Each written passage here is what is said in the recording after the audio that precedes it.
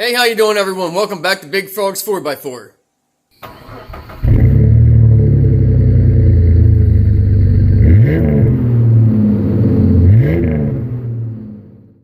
Today we're back in the garage with my father-in-law's Chevy 1500. It's a 2001 Silverado. And today we're going to be putting inner and outer tie rod on the steering. Now, if you've never done this job before, the first thing you obviously want to do is jack the truck up. Get it securely on the frame with jack stands. Then remove your wheel. If you don't have this process, if you don't have the right tools, either buy the tools or you're going to have to take it to the shop. But I highly recommend always doing your inner and outer at the same time.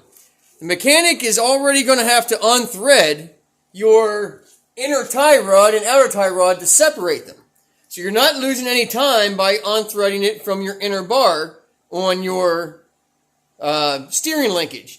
So it's actually going to save a little bit of time by them replacing both. And I'll spin the camera around here and I'll show you what I mean. Now what I mean by saving some time is if your inner goes bad or if the outer goes bad, they already have to separate and unthread these two joints right here. So the only thing that's going to cost you extra is the price of one or the other part. Because up here, it unthreads. It's going to take time, especially if these are rusted together. If somebody never anti-seized them, if they're original to the factory, especially if you live in a rust belt, it's going to take time to unthread these. It takes very little time to knock this joint loose. Most of the time. You take your nut off, smack this with a hammer, and it comes out. It's just pretty usually quick and simple. Now my phone's ringing. Actually, it ended up being my father-in-law wanting to ask me about this truck. I'm sure. I've had it for a couple of weeks. I'm very limited on time because of holidays and stuff, getting it done. But it's only a few turns to unthread from your steer rod up here to your inner tie rod. It's less turns to unscrew this than it is to get these apart, because you get that jam nut loose, and you have to unthread. You have to hold this bar and unthread this off of it, or you have to unthread this off of this if you're leaving it in place. And really, spend the extra money, just replace both at the same time. You have to pay for the alignment anyways. So if one's bad and you're already separating and taking it apart, just do the inner and outer. Trust me, you're going to be much better in the long run, because if this one's bad, that means that one's had the same amount of wear time, most likely, than the other one, and you're already taking it apart. So spend the extra couple dollars, might be $40, $50, I don't know what your parts cost in your area, and replace it all. I just did my mom's 2006 Suburban with a 6.0 liter, 4-wheel drive. I did the entire front steering components, every single piece. Inner and outers, the idler arm, and the pitman arm, did it all. I got the entire kit on Amazon. I think it was $130. Now, I am not going to tell you, and that's what I'm putting on this as well. Amazon parts, I think they're made by Detroit Axle. I don't think there's any kind of warranty, no warranty. So if you're buying it, and you're having someone else put it on, keep in mind, even if you're doing it yourself, you may be doing this in another year. I don't know how good these parts are. They don't come with a warranty, so you're getting what you're paying for. If it were me, I'd go with a TRW if I wasn't on a tight budget. He's on a very tight budget, retired, and living on minimum income. He's got to save every penny he can. So couldn't afford to do the entire steering. That, and I think 3 years ago, we just did the pitman arm and idler. I think it was about 3 years ago, somewhere in there. We didn't do those that long ago. He doesn't drive that many miles on the truck, less than 5,000 miles a year. So they're probably still good anyways. So he chose just to do the right front, the one that's bad. Now his is the inner tie rod. We're going to do both. And I told him, I said, you're only spending, I think it was $50, $60 for the inner and the outer, because he bought the cheapest ones off of Amazon and as a kit. So we're doing the right front And we also, I did forget. I just happened to see the parts out of the corner of my eye. The left front as well. So we're doing inner and outer tie rods, left and right, because it came as a whole kit. It was really cheap. There again, you probably get what you pay for. I don't know how long they're going to last, but like I said, he doesn't put that many miles on it. So I'm going to walk you through real quick the tools you're going to need to do this. Now to remove your lug nuts, it should be a 22 millimeter. Depending if this has ever been replaced before, you may have a different size nut here. So everything here might be different depending on where the last parts were sourced. So this nut on here is an 18 millimeter. If the nut gets stuck in the socket, you can thread that back on a few threads. If yours has any extra grease on here or dirt, I recommend scraping it off, because when you hit this with a hammer, it sometimes can splatter. And you don't want that splattering all over your face. Or in my case, I wear glasses, and then you end up with black specks all over your glasses. That's terrible. So I scrape it off.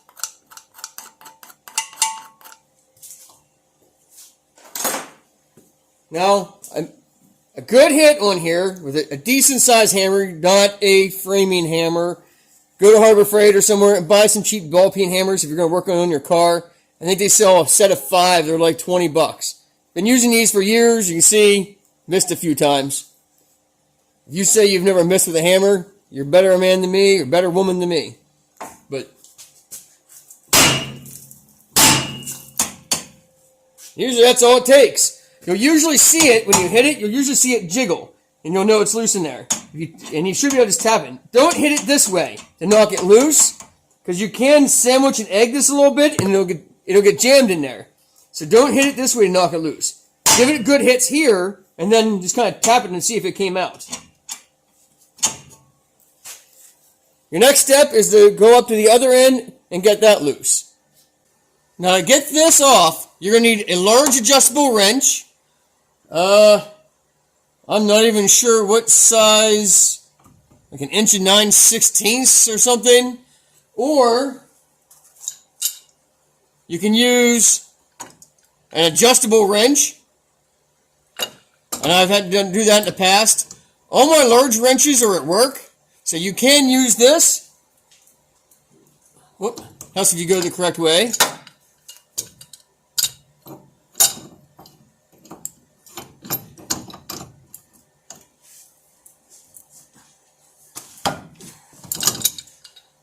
It shouldn't be, unless somebody was a gorilla when they put it on last, they shouldn't be that tight. Or a large adjustable wrench usually works for me at home. Like I said, all my large wrenches, and I'm not buying 2 sets of every single tool. So all my large wrenches are at work. So here I just use usually large adjustables and pipe wrenches, whatever I have to. Because most of you aren't going to have like an 1 9/16 or something, 1.5 inch, or I'm not even sure what size it is, wrench. So Harbor Freight even sells a large adjustable wrench, and that'll work just fine for this. So basically, you just unscrew this until it's all the way out. Pop the other end of that knuckle out, and then hold it while I turn this out the rest of the way. That way you know when it's all the way out. That's it. Alright, here's the parts we got from Amazon. Like again, it said made by Detroit Axle. Comes with the nuts, cotter pins. Because they sell these separately, this one comes with a jam nut, and this one, and your outer also comes with another new jam nut. Comes with the grease zerk for the top. Like I said, the fit and finish looks good to me. I don't know longevity, how good they are. To make it easier on yourself, slide this boot back, and that way you can get a wrench on here. It's not real wide, so it's a little bit more difficult to get a wrench on with the boot on, because it kind of slides up over the edge of that. So slide that boot back. They come pre-greased on the inside. You still want to grease it when you're all together. Grease everything, because they may use the cheapest grease. I don't know. So put a good quality grease in, a water-resistant grease. I also anti-seize the inside of your outer tie rod, or you can anti-seize this rod. It's up to you. And basically just thread them together. And then what I do is I stand these up on the floor side by side and thread them together until the grease zerk in the old one lines up with the grease zerk in the new one. That's an advantage of doing these, not separating them, and doing these as a pair, is you can use the exact same length of your old one to match up to the exact same length of your new one. So basically, like I said, I sit them on the floor, screw them together until they're the same length, and then gently tighten my jam nut. And I don't do a final tight on that until after I have it fully assembled, in case it needs to pivot at all when I screw everything together. But for the most part, that's about it. So I'm going to go ahead and set these the same length, and then we'll go back to the install. Alright, now I have that set approximately the same length as the old one. And I snugged this jam nut up. I keep this nut on, just in case you happen to drop this by accident, you don't mess these threads up. So just keep that on kind of towards the end of the threads there so you don't mess them up. And also, Loctite, if it doesn't come with these, some more expensive ones come with already applied Loctite. Loctite this. Don't use a red Loctite unless it's the only thing you have. You can use a blue Loctite so it's not as difficult to get off the next time. So I'm going to apply a thin layer of blue Loctite to that, and then we'll thread it in. You just want to bring it up through here and just threading it in. You shouldn't have to force that in at all.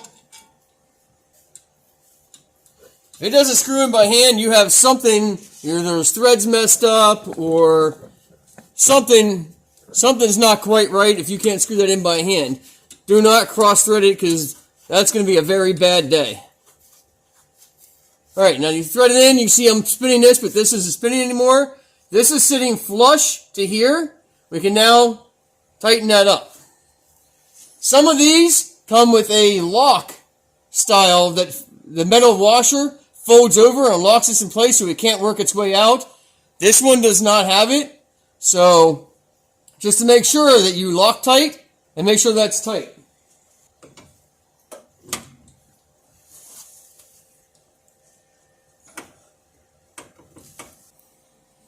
Now the outer is pretty straightforward. Take that nut off. Basically just line that up and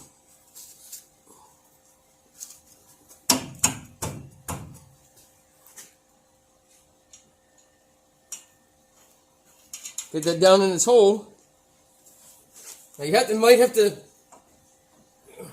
wiggle this around a little bit to get this all the way seated down in there. And then you want to tighten this up by hand. You don't want to run it on with an impact gun because you can actually overstress that joint. And if you overstress it, it has a chance of breaking. And I see lots of mechanics run them on with an impact. If you're using an impact, not saying you should, if you do, you only want to go until it's drawn down. You don't want to hammer on it tight. Draw it down until basically you would see on a light setting, it stopped torquing down. And then tighten the rest of the way with a ratchet. Don't fully seat it and everything with an impact. Please.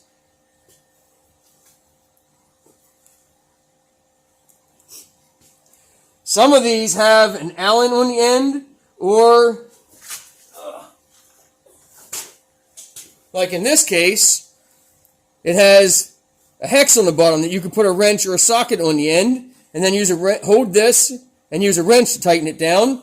This one does not have that. So if it's just spinning with a ratchet, you may have to tap it a few times with an impact just to keep the ball, to seat it inside of here, and then finish it up with a ratchet.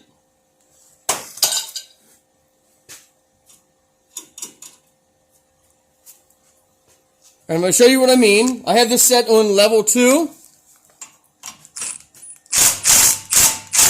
You see how it's pulling it down? Stop drawing it in. It's stuck. So now we're going to get the ratchet.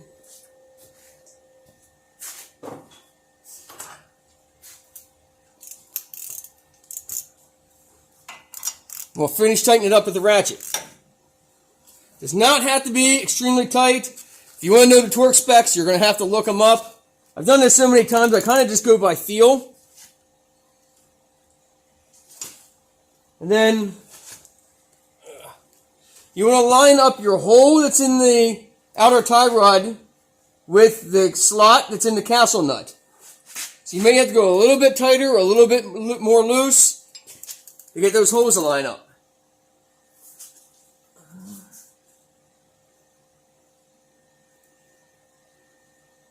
And I need to go a little bit tighter. I'm just a slight bit off.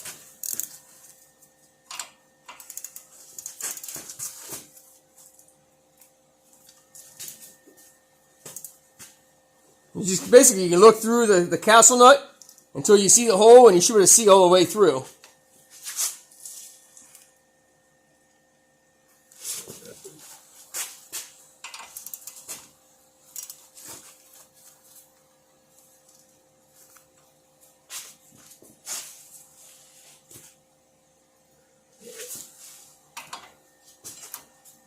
I'm not pulling really hard.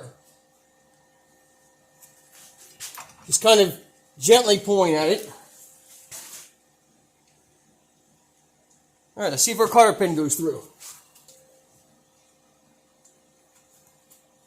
All right, once it's through, then you can bend that over.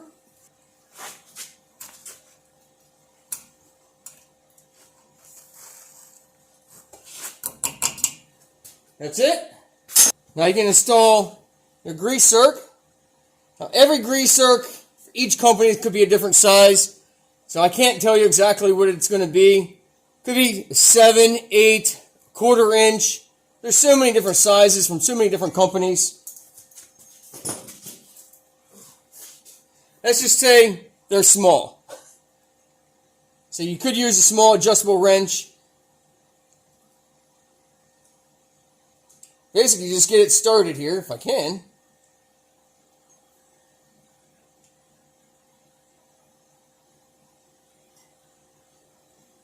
And then you just screw them in with a wrench. Or adjustable wrench, something. Here, we'll just use an adjustable.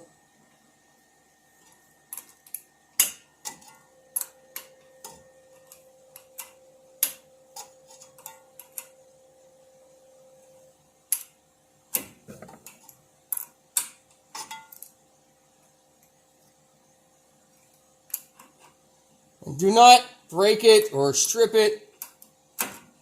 Just needs to go in until it's snug.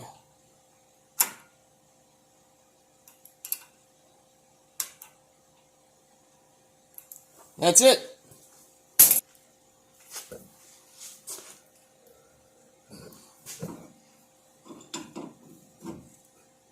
Kind of bring that back level. And it's installed. Now, do not forget the grease. And while you have it up, just grease the entire front end. Do your pitman arm and your idler arm. Make sure you just grease it all while you have it here. Because you already got your grease gun out and it's already in the air. Now, I've said it once, I'm going to say it again.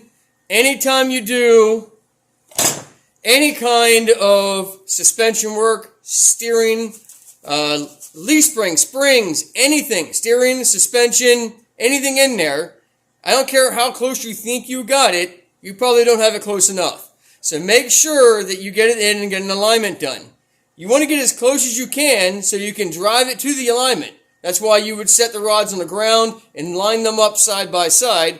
Again, that's why there's a huge advantage of removing them as a pair and replacing them as a pair. Because you can set them side by side, stand them up beside each other, and get a pretty darn close.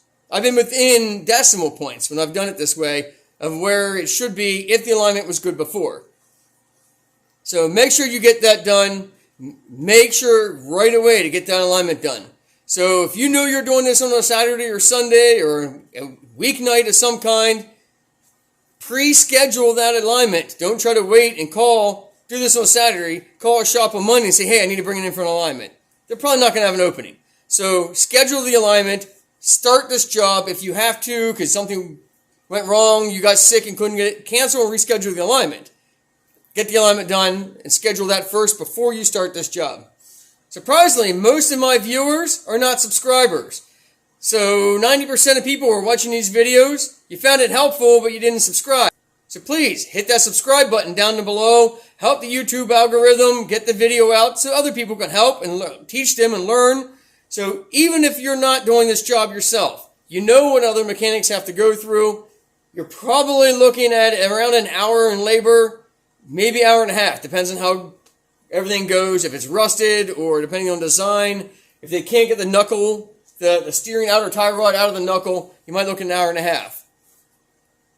If it goes longer than that, just ask the mechanic kindly for a reason, a description of, hey, what took so long? Why did it take longer? Some things just don't go as planned. Especially if you live in a rust belt, you'll definitely understand that. Like I said, 22 millimeter takes your lug nuts off. Make sure this hub is clean before you put your wheel back on. Clean the back of the rim as well. Anti-seize it. Torque them all down. Again, hit that subscribe button. Hit that bell if you want notified of every video as it comes out. And as always, God bless.